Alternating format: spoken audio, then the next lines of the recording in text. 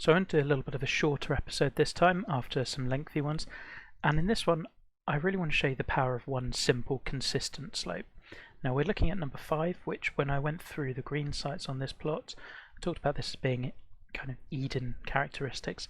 All that really means is that from my point of view I think of an Eden as about distance control and a hard slope from the back of the green down to the front. Now this one's pretty giant, 5 feet is way too much.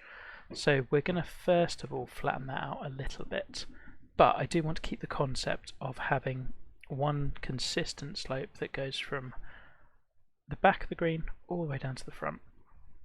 And I want that slope to be like not green, basically. Maybe the light green, and you can put some twists in it, but I think this sort of green that I'm going to try to show you is typified by just that one major slope, and how I guess one simple thing done very, very well and used well can be really effective.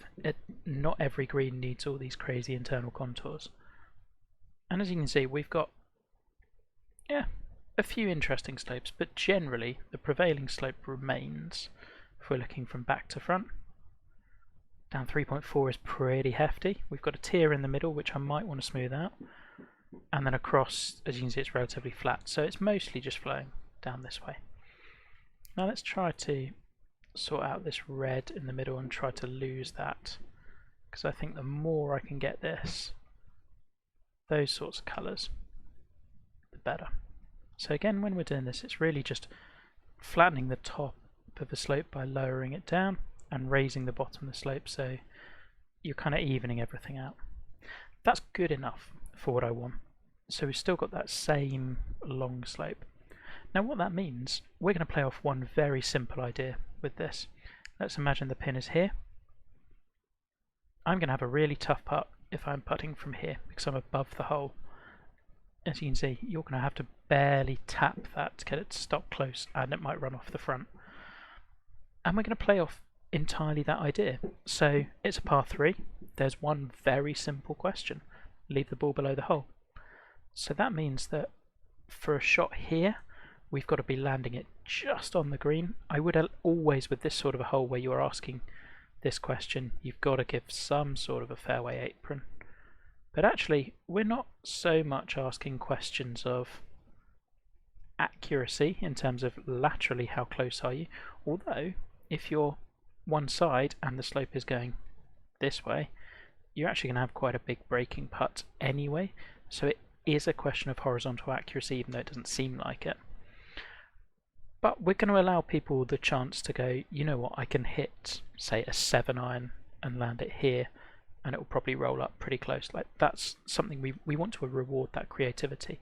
Now you might want to make it a bit more interesting by, say, putting a bunker here so that they have something to carry, and we've discussed that in previous episodes. But let's build off that one major slope. What else might you do? Well, in Eden, we'll do more of this in the template series that's going to be upcoming, would typically have a hazard at the back. So if you are a bit too long, you're chipping not only down a really steep slope, but you're also potentially in a bunker, or I typically would do this as a fairway and have the green drop off. Side to side, less fast, but I think generally this sort of slope works well, and that's how I'd use it. So how do you create that slope if you haven't got it originally? Well, we might have looked at this briefly, but this brush is great. If you haven't already used this one, so this is the third one on the first page, what this is going to do is raise everything in the middle up like 100%, everything outside of it 0%, and the middle might be like 50%, etc. So if you think about it as creating a dome, and you can see that here. Now, as you'll notice, it's not quite pulling up 100% in the middle. So, but honestly, never go by the numbers anyway. But let's say we wanted to add a left to right slope to this as well. What we do to that is take this brush way off the edge, because what we want to do is make sure that this bit is being affected more than this bit. Now you can do it right here, but it tends to leave the green kind of having a mound off, and then it doesn't look quite as good. Whereas if you take it further away, the green surrounds will make a bit more sense. And I wouldn't do it that much. Like, let's say we're going to do 1.5 feet. And let's look at what it's done to our green. And as you can see, it's generally sloping a bit more this way. You can do the same again.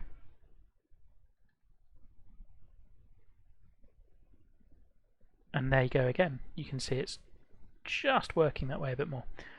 And I think this is a really powerful tool for making gradual changes to your green. You can do it on the other side by lowering. And the great thing about doing it off the edge as well of the green is the rest of the land will make sense, because we've just created this hill here, basically. And hey, the land's all flowing down this way because that's what we told it to do. We might have only wanted to really impact the green, but that's what we told it to do. Then we've got this depression here. Well, why don't we use that? Let's make that fairway runoff. And then maybe you start looking at how else can you use this? Well, do you want to tuck up in here and say, yeah, you can go right at it and you can use this slope if you want. But if you want to go right at it, you might end up really close, or you might end up all the way down here. So the next part of this, and it's going to be a very quick part, when would you use this? Typically, for me, hard sloping front to back green is a mid to long iron, so I want to be looking at minimum 180 yards for this. Now, to the middle, I would say. You don't really want to be testing a wedge with this. This is like long iron distance control, because that's more of a skill. Wedge, you tend to have smaller gaps. You're asking the player to hit it 200 yards, say. Do they have that club, or can they manipulate the club they want? Whereas if you're asking a player to hit it at 95, they're more likely to have that club in their bag. Hard sloping back to front I think works really well for a par 3, but I've used this sort of a green on a par 4 and a par 5 before. It can work very nicely. Now, what about if we're approaching it from the other angle? When might you use a hard sloping, I mean, I wouldn't do it ever to this severity, but a hard sloping front to back green? For me, that's good for a short par 4 or a par 5, and actually I'd earmarked one where I would do this anyway. So let's say we're looking at 5. As you can see, it's sloping off pretty dramatically, so I might do, the 5th green might be around about here, say. Sorry, it's 5th, 6th green. Now why does this work? Well, what I am going to do is, the screen going front to back is really encouraging you to land it short and release it on, because if you land it there, it's probably through, like, towards the back of the green. If you land it middle of the green, it's probably off the back, and that's fine. And people won't have a problem with that, or shouldn't have a problem with that, as long as the rest of your hole allows for it. If you are bunkering it to here, all the way across the front of the green, and you're saying to the player the only place you can land it is here, and it runs to the bag, that's a huge problem. So if you are going for a hard sloping green, or a green that slopes front to back in general, you cannot put loads of hazards in front of the green. And if you do, you've got to be really sparing with them. Now I might put a bunker here, and in actual fact, when I tend to do this, that's more an aiming guide than anything else, because I can see that the land wants you to play the ball out here and release it down. If I'm putting a bunker here, that's kind of me telling the player, look, you could go on the direct line, but look, why don't you try it out here? It's a better shot. That can work quite nicely. But you have to, whatever you're doing with this sort of a hole design, you have to allow space for the player to run the ball on. And I'd say that's pretty true for 90% of all greens. I think most greens should allow the ball to run into the front.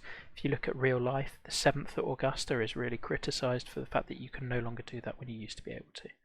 And it would make it, it also allows the hero recovery shot. If you're in a bunker or in heavy rough from here, you don't want to be laying up because you can't carry the bunkers. You want to be bunting it down there and seeing whether it can roll on. It just allows more variety in how you approach it.